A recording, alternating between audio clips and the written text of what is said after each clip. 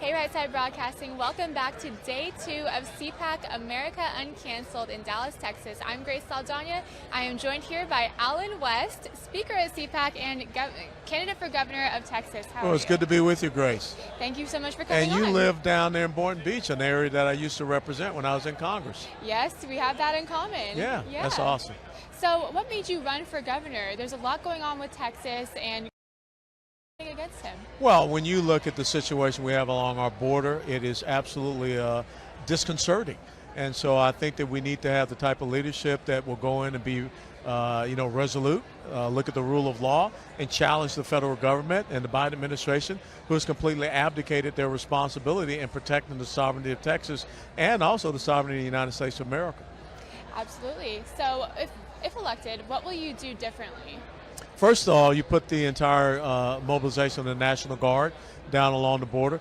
You've got to look at this constitutional crisis that we have, because the federal government has said that we're not going to deport people, we're just going to catch them and release them. And I witnessed that earlier this week down on the Rio Grande River. And so you've got to look at how you can give our law enforcement the power to arrest, the power to detain, the power to deport, because the Border Patrol and the ICE are not doing that here in Texas.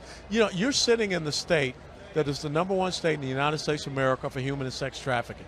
And Dallas is the #1 city for human and sex trafficking in America. Houston is #2. And so we've got to fix this. That's immoral, what we see happening. But it's also about, looking at the cartels. They're not just a drug organization. They're a criminal organization. They're a terrorist organization. And so if we designate them as such, we can go after their resources. We can go after their assets. We can freeze it. We can confiscate it. We can go after these stash houses. We can go after people that are their operatives working on this side. And then, of course, I think we should be taxing the remittances of these illegal immigrants that are being sent back, because for a lot of these countries, that's part of their GDP. And we cannot allow, Americans to be giving free taxpayer-funded benefits to people that are sending money back to these states, these countries. And, oh, by the way, we also send them foreign aid. So I think it's time that we stop that. It's absolute insanity what's going on at the border. I'm so happy to hear that you're standing strong for Texans and protecting their taxpayer dollars and protecting their children and the property, because people don't want to talk about all these illegal immigrants who are crossing. They're running across people's property. They're breaking into their homes, trying to get into people's bedrooms. Yes. It's unbelievable, and the mainstream media won't cover it. So. Well, they won't cover it because we're not making it that level of an issue. And I think another thing we have to be concerned about is the rise in overdoses, drug overdoses.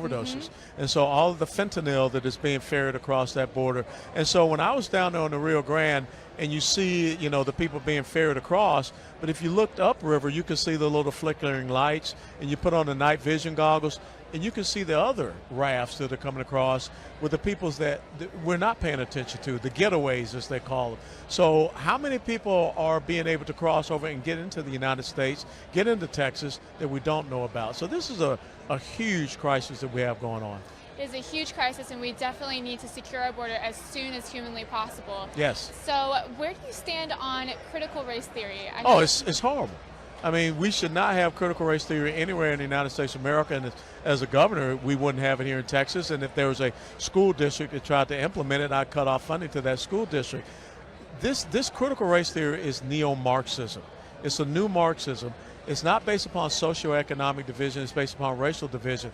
And what has to really concern people is that the head of the teachers union, the American Federation of Teachers, Randy Weingartner, has come out and said that the teachers union will go after parents that don't want to have critical race theory taught in schools. So we have a teachers union that's saying, we don't care about your kid. We don't care about the education of your kid. What we care about is the indoctrination of your child. And we've got to stop that. Yes, it's all about their agenda. They don't care about educating children. It's all about pushing progressivism down their throats. Yes. It's shocking. And also the wokeism in the military. Yeah, that's really concerning for me, because how can you tell one group of people that you're an oppressor and the other, they're oppressed? You can't build a cohesive fighting force that way. And when I looked at the testimony of General Milley, it was really shocking. And I think it shocked a lot of people across the country. Good. So what is the #1 reason why people should vote for you for governor of Texas? Because you know that I'm a man of my word. You know that my life has been dedicated to service, sacrifice, and commitment to this country, to the Constitution. and people know that my yes is a yes and my no is a no. If I say I'm going to do something, I'm going to do it. Yes, sir. And how can people support your campaign? Sure. You go to west4texas.com, west4texas.com. west4texas.com. Thank you so much for coming on, Thank you, Alan. Grace. Thanks for having me. Appreciate it.